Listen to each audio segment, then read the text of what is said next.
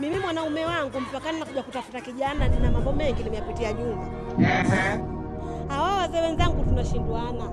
Hawana pumzi. Kijana pumzi anayo?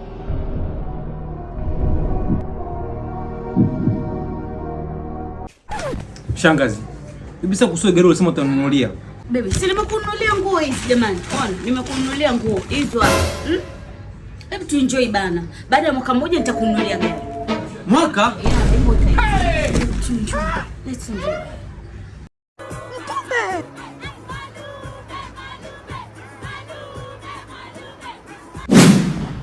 Hivi huyu mshangazi mimi ananionaje? Mwaka mzima ameninunulia nguo tu. Vitu vingine hata kununulia.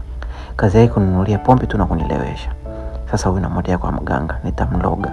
Nitamfilisi mali zote. Mganga, mimi nimekuja hapa. Kuna mshangazi mimi nakupenda.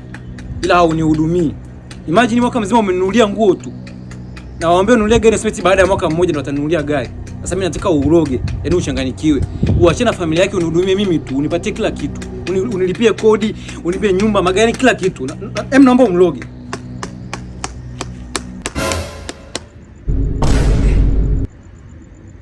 Hapo.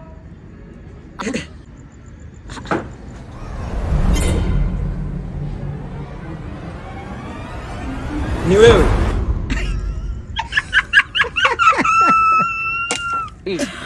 Ina maana ndo mganga.